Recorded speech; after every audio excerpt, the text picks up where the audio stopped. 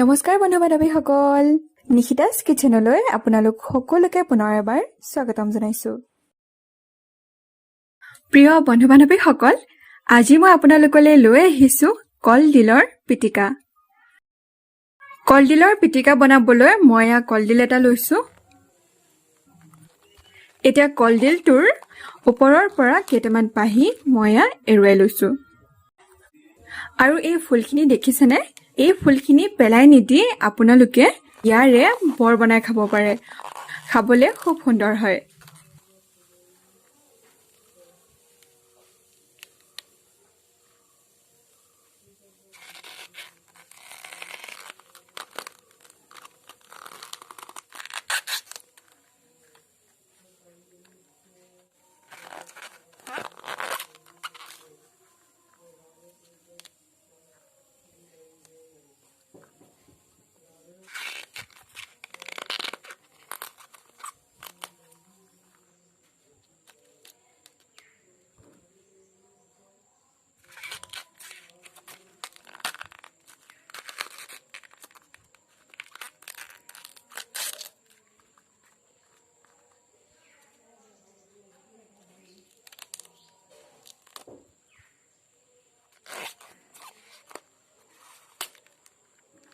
এইটো ওপৰৰ পাহিখিনি এৰুৱাই ললো।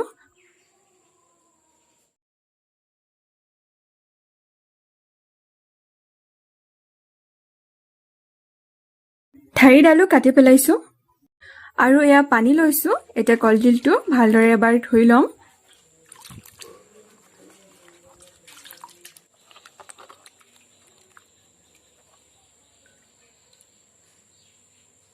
এতিয়া মই কুকাৰ এটা লৈছো আৰু ইয়াতে কলডিলটো লৈ লৈছো।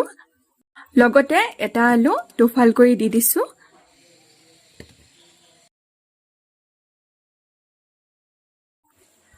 এতিয়া ইয়াতে দিছো পানী। কলডিলটো ডুব যোৱাকৈ পানী দি ল'ব, নহলে আধাতকৈ বেছি দিলেও হ'ব।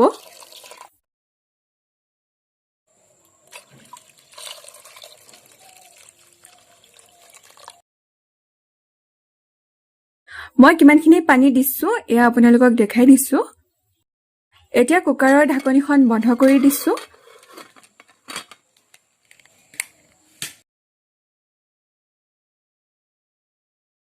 তাৰ পাছত গেছৰ ফ্লেম অন কৰি এয়া কুকাৰটো বহাই দিছো।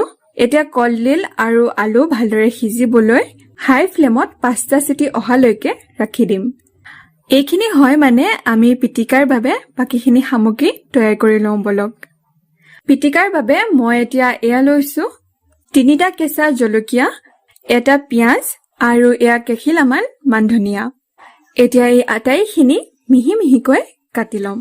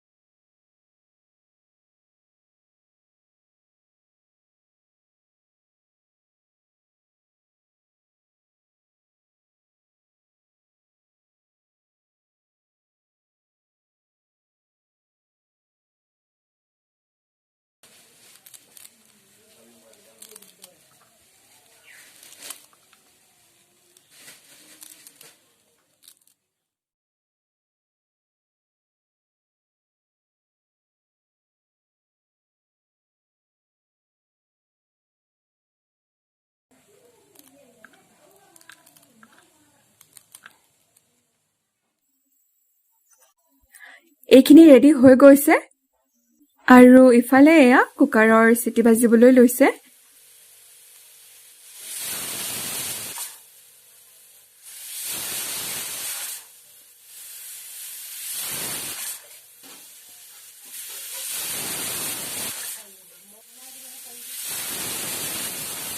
এয়া 5টা চিটি দি লোৱাৰ পাছত মই গেছৰ ফ্লেম অফ কৰি দিছো আৰু কুকাৰটো নিজে নিজে ঠাণ্ডা হ'বলৈ ৰাখি দিছো।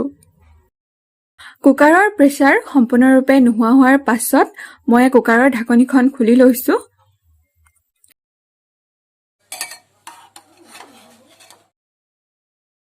আৰু এয়া কলডিলটো উলিয়াই লৈছো লগতে আলু দুফালো উলিয়াই লৈছো কলডিলটো এতিয়া ছুৰী এখনেৰে সৰু সৰুকৈ কাটি লৈছো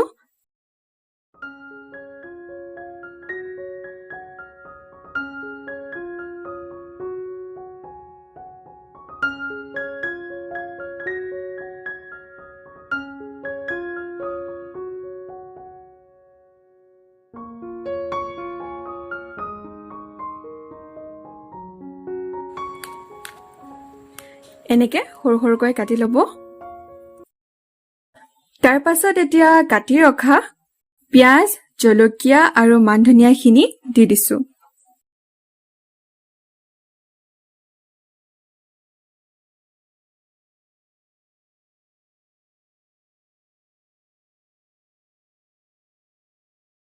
সোৱাদ মতে এয়া অলপমান নিমখ দিছো আৰু লগতে এয়া এচামুচ মিঠাতেলো দি দিছো আটাইখিনি দি ললো এতিয়া এয়া পিটিকিবলৈ আৰম্ভ কৰিছো